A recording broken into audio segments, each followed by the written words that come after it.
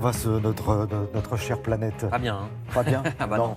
Outre la sécheresse et la canicule sur la France, il y a aussi des articles sur la montée des températures sur la planète entière. Ainsi, l'UMA nous apprend que même en Sibérie, le thermomètre bat des records de chaleur. 10 degrés de plus que la normale, nous dit l'Humanité. Pareil en Alaska. Ces régions polaires sont celles où le réchauffement risque d'être le plus élevé. À côté, Libération nous dit qu'en Islande, un glacier a été rayé de la carte. L'Okjökull, qui mesurait 16 km² il y a un peu plus de 100 ans, est passé en dessous d'1 km² et il n'est par conséquent plus considéré administrativement comme un glacier. C'est la première fois que ça arrive en Islande. Et évidemment, dans ce contexte, l'événement du jour en France, c'est la visite à l'Assemblée nationale de la jeune Greta Thunberg, une venue qui divise, titre Le Figaro ou Libération, parce que certains députés n'y vont pas de main morte pour critiquer cette jeune Suédoise. Escroquerie intellectuelle, mauvais symbole, prix Nobel de la peur, gourou apocalyptique, je cite, les mots utilisés par certains députés de droite et d'extrême droite ne donnent pas dans la nuance, résume Lacroix. Des députés LR parlent même, je cite toujours, d'une prophétesse en culotte courte, une ado sous emprise qui a arrêté l'école. Alors on peut encore trouver sur le site internet du Figaro des articles du printemps dernier qui prétendent même que la jeune Suédoise serait, je cite, instrumentalisée par des militants extrémistes, rien que ça.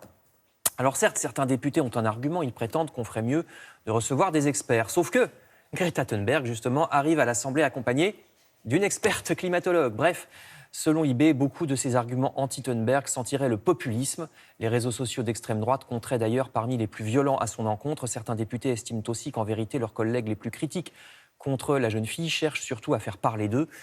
Et puis, n'est-ce pas parce que Greta Thunberg est jeune qu'on se permet de parler d'elle de la sorte, parce qu'elle a déclaré que les hommes politiques ne comprennent plus la jeunesse, alors que ce sont les jeunes, justement, qui seront les premières victimes du dérèglement climatique qui a déjà commencé. Vous avez vu ce titre de 20 minutes, mais pourquoi tant d'hostilité, se demande 20 minutes? Eh bien, c'est tout simplement parce qu'elle est un désaveu vivant du programme de beaucoup d'hommes politiques, estime le journal. Et en effet, il y a vraiment télescopage entre cette Assemblée nationale qui reçoit Greta Thunberg et cette même Assemblée où la majorité s'apprête à voter le CETA, vous savez, le traité de libre-échange avec le Canada dont on parlait il y a un instant, l'un des pays, le Canada, dont l'économie est la plus destructrice de l'environnement. La majorité LREM est en pleine contradiction, estime l'Humanité, avec beaucoup d'affichage et de communication, mais bien peu de politique concrète. A-t-on vu l'Humanité? Oui, je ne sais plus. Et de son côté, Le Monde publie... Voici l'Humanité.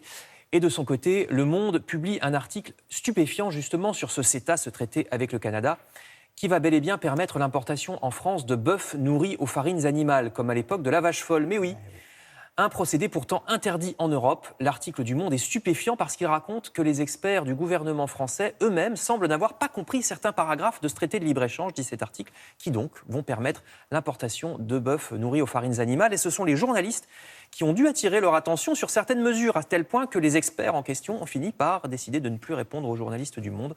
Je vous conseille de la lecture de cet article qui est vraiment étonnant ou effrayant. Et je termine justement avec des articles sur d'autres sujets qui conduisent tout autant à se demander si nos hommes politiques ne pêchent pas par excès de confiance en eux. Aussi bien Benjamin Griveaux, qui se trompe de photo pour parler du drame du Vélodrome d'hiver. Tout le monde lui dit que ce n'est pas la bonne photo, mais il répond que si. Et vous lirez dans cette histoire du Huffington Post qu'apparemment il a plutôt tort. Nos mêmes hommes politiques français qui viennent également de se faire rafler par la Chine. Un important poste à l'ONU, c'est le journal L'Opinion qui raconte ce plantage où la Chine a fait tout ce qu'il fallait pour gagner ce poste. Et, je cite, visiblement, nous pas, à lire dans L'Opinion. Bon, on aura le plaisir de se retrouver un peu plus tard, tout à l'heure, pour la revue de presse culturelle, cette fois-ci.